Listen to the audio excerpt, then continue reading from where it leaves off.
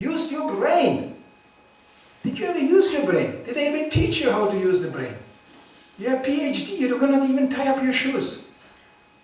You don't even understand who you are. You don't understand anything.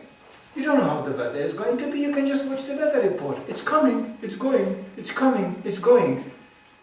You don't know where you come from, you don't know where you are, and you don't know where you go to. How much more lost you can be. So Krishna consciousness is something very, very practical. It's the ultimate logic established by the Supreme Personality of Godhead. Whose logic is the ultimate logic? When Krishna says this is up and this is down, then it's up and down. When Krishna's laws are in function, we can function. When Krishna's laws are, just imagine, Krishna would be a cynic and thinking, today, it's Tuesday, hey, they walk around like this. Thanks to what? There's one very basic law which we all exercise right now. We are under the law. It's called law of gravity. Otherwise you wouldn't sit here. You would float on a ceiling and maybe out of the door. The only thing I can speak and the only thing we are sitting here because there's a law of gravity. What about if Krishna goes, I'm God, I can change the whole thing. Today, a little bit less gravity. You will go, you know, you'll just go out of the window and go, You go, can you please come down? You're doing on a ceiling. You go, I don't know. I start walking on the ceiling. Just a little change, a little gravity less. So this is the proof how much we depend on what was arranged for us. So then life becomes very interesting, very exciting. How did Krishna do that? How did he do that? You know, it's like people when they watch movies, they have the bonus. How did they do the movie? So people think, oh, that is so interesting. How did they do that? You know, so it looks such a perfect illusion. How did they do that? So Krishna is the bonus department. He just gives the manual here. Look how I did that. This is how the illusion works. That's how you came in. That's the movie being played. And that's also how you can go home, get out. Because it's really a display of a grand illusion. Perfect illusion, but still illusion. It's so real that we think this is real. Yes, this is real. My body is real. Look, yes, my consciousness is real. So the way out of this illusion is actually to cultivate one's desire for spiritual life. And that's a practical thing. It's not emotional, just an emotional sentiment. It's practical. So we tell people, chant Hare Krishna, Hare Krishna, Hare Krishna, Krishna Krishna, Hare Hare, Hare Ram, Ram Ram, Hare Hare. That's practical. People say, what will this do for me? That you have to find out. We could tell people what it does to you. There's a big science behind the whole thing. We can explain, but you may believe or not believe. You may say, well, you know, it sounds to me like, why can't I change something else, you know? It's just 3 words being repeated over and over again. What does this mean? But we say people just try, that's all. Because we tried. And so many things changed. How changed? Well, suddenly you will like something, or you will be attracted to something you were not attracted before. Suddenly you will dislike something you liked so much before. That's because the consciousness is changing. And along that consciousness, the desires are changing. Some desire is there already, otherwise we wouldn't sit here.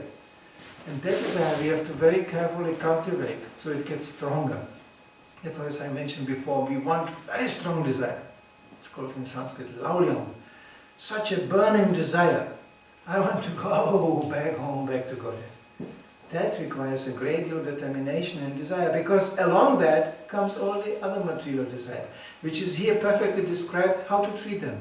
How to treat them? Not treat them at all. That's all. It's described that even person who is entirely focused in Krishna consciousness still will have these desires. They come, like rivers floating into the ocean. What is the ocean doing about the rivers? Nothing. They're just nothing. And they come and go. I want so much this. How many times we experience that? I much, but anyway, if I don't get it, then I get something else. The desire can vanish. The desire can be changed. Like children, you can see. Sometimes children, they just go, I want this. They stamp their feet and this. And the parents sometimes trick them, well, then I will give you this. Okay. Just suddenly the desire changes. Desire can be changed. It's a very flickering thing. So why to take it so seriously and so dramatically? It comes and goes. It's like fever. It's like disease. It comes and goes. Everything in the material world is like this. But cultivating a spiritual desire, that never goes in vain. Once that process is started, it will go on and on and on. For some faster, for some more slow, but it will go on. And this is what Krishna consciousness is about. By association, that's important, to associate with those who have the same objective, who actually want to have a stronger spiritual desire. Automatically the material desires will be covered. They are still there, but they will be covered up. They cannot come up.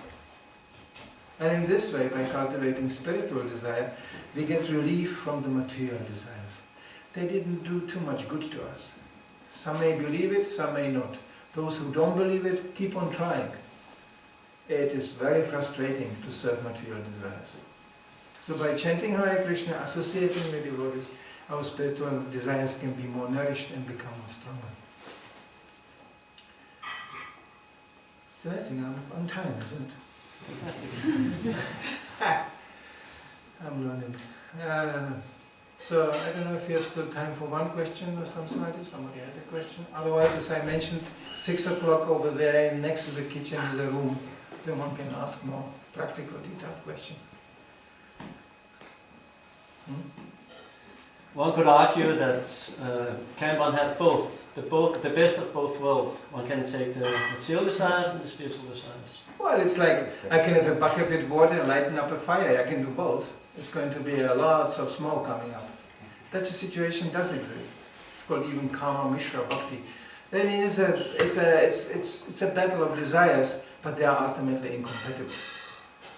So ultimately it has to flop over to one side or to the other. It has to. Yeah, I know there are people who would like to have it, best, like a sandwich, with the illusion, with the Krishna consciousness. Very nice. Nah, it doesn't work really like this.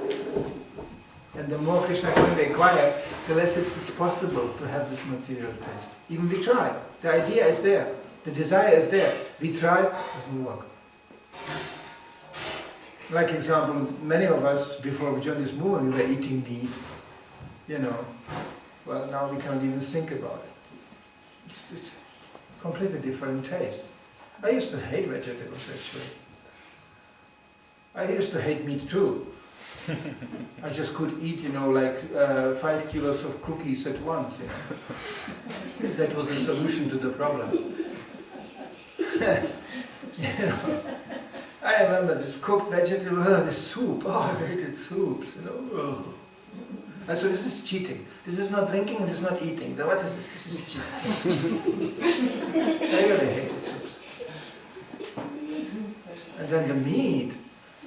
My mother was a cook. She cooked everything at home. There was no this. So I had a direct view how that cooking, how what does it mean to cut these animals and cook them up. Terrible. I was horrified. As a kid, I was horrified. My mother looked to me, at that particular moment, my mother looked to me like some kind of monster,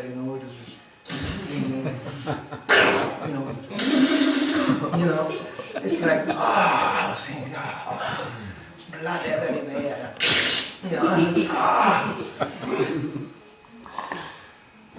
It's unbelievable. And how did I become vegetarian? I just visited the slaughterhouse. Please, have a go. I think, those who have some doubts, go. And we go in a slaughterhouse, see it. That was before I even knew about Krishna consciousness. I was in an art school and they took us to a slaughterhouse. I don't know why. To study the anatomy, Certainly you can. After that 2 hours, half of the school class was vegetarian. I remember girls fainting, you know, we had to carry them out, and it was ghastly. It was a huge slaughterhouse. So it was ghastly. I remember, I'm coming from this kind of generation. I had a friend, he said, you know, how much dynamite it takes to blow this slaughterhouse? You know, I was like saying, quiet, you know. He said, no, I have some connection, you know, my uncle was in the military, maybe he can go, boom! You know, I told him, no boom, you know, come on. He got really inspired. It was so ghastly, it was so shocking. But when we go in a shop, you know, we go to Rema and Netto and, you know, it's a piece of somebody, we are eating it, and somebody didn't like it to be butchered. He was trying to run away and they got him. It's a simple logic. So why to struggle on this point? As you will see within 1 hour later, I think there is something completely different you can eat. You know, and I don't know one devotee who is starving. You know, it's not like we are fasting in Krishna consciousness and monks are suffering and fasting and you know, our real problem is overeating. That's the real problem. When you are young, you are laughing. I'm not laughing anymore. You will not see me today sitting down here and eating. It will be the end of my day. I just cannot anymore, sorry. I just take, you know, a little and, very nice. Oh, that's it. The young ones, they can just...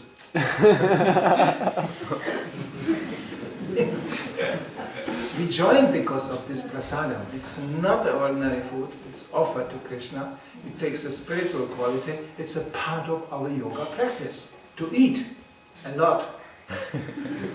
This is the only yoga you can do. Anywhere else they will tell you, no, meditate and fast. No, you say, no, just forget the meditation. Eat more. That's the meditation. This is the only yoga process available, Bhakti Yoga. And that's how Krishna arranged. Prabhupada ki jai! Namo Krishna Krishna Krishna